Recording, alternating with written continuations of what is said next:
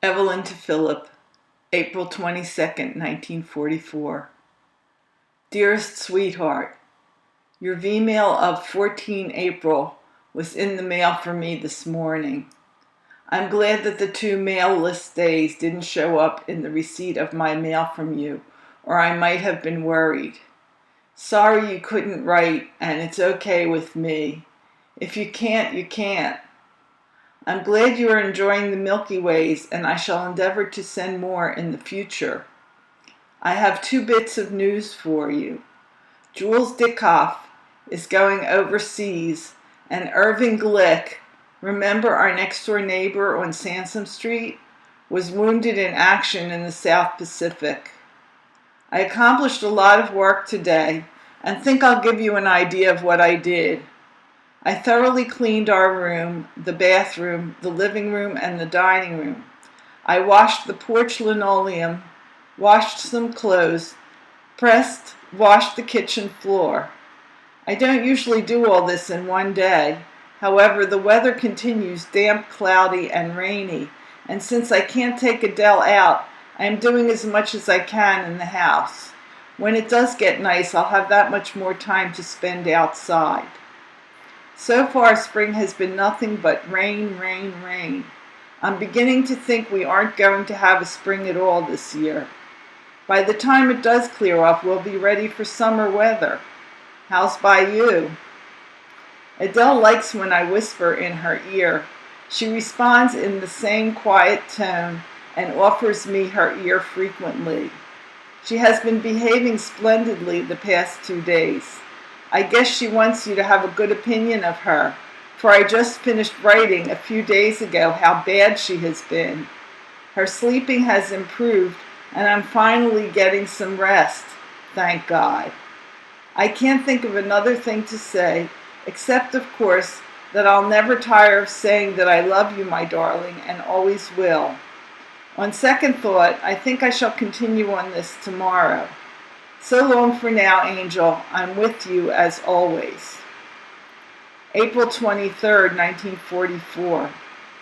I worked on Stuart's sweater most of the evening and have finished the back. I have about 3 inches of the front at this point, making good time, don't you think? I washed Adele's blue outfit for the first time, and it washed nicely.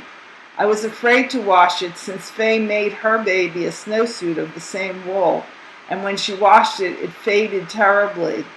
It must have been the way she washed it, for mine came out nicely, as I said before. Page 2. Mickey Brown surprised the folks by coming in early Saturday morning on an 8-day furlough with Miriam. They promised to visit us today and should be over later. I'm writing this during Adele's nap and will finish later in the evening. The Browns were over, and Mickey, he hasn't told the folks yet, is on the overseas list. He thinks he'll be out of the country before another month is out, and knows what he's talking about, as he has been in the office and has it from a reliable source. Miriam is staying here. It's over 6 weeks since they heard from Milton, and can't help worrying. As seems to be their custom at each visit, they left a $1 bill for Adele. They certainly love our little girl sweet and have been more than generous in gifting her. Gloria called from New York. She too realizes that the surprise Jack has in store is stripes. She's elated and says it's about time. She said something about Sammy driving to Philly next week, but the connection was poor and I couldn't understand her. I guess she'll write about it. I read the enclosed article recently and I'm sending it along, for I think you will enjoy it too. I was listening to the radio story earlier in the evening, starring Walter Pidgeon. That's where I must have gotten the spelling of pigeon, and I must confess that I like him extremely. I like his person, but mostly I like his voice. I could listen to him hour after hour. He has the most pleasing male voice I have ever heard. Sam and Pauline are here, and Etta and Nat are stopping over later. They always ask me to forward their regards and best wishes. Goldie's father has been raving about that letter you sent him. He is terribly broken up about his son's enlistment and was crying over the telephone while talking to Goldie. His son is more of a wife than his own wife. And so, baby, I come to the end of another communique from home. What is more fitting then than to send along all the love and adoration that is yours? I adore you beyond words, my own sweet husband, and wish very much that I could know the taste of your lips once more. Mind if I kiss them now? As Adele would say, num, num, num, num. More. Philip to Evelyn, V-mail dated April 22nd, 1944. Darling Chippy, your V-mail of 10 April just arrived together with a V-mail from Gloria and a letter from Eddie. None of you had anything startling to report. There is very little hope of Eddie and I getting together at this time. The info that you mailed those 3 boxes of candy bars certainly comes under the heading of good news.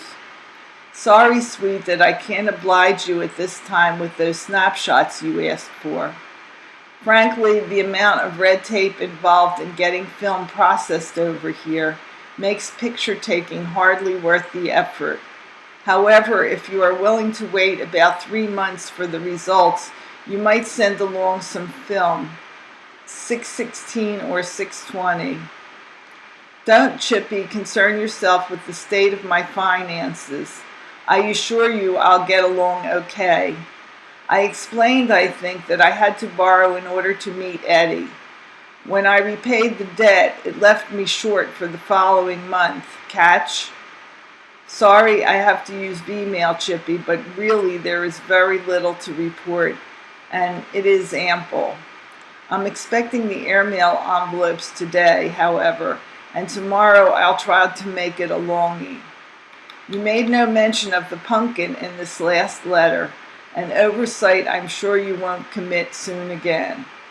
My best love to her and to all the family. As for you, my darling, I'll see you in my dreams, on the bench, out front at 5 o'clock. Your adoring Phil.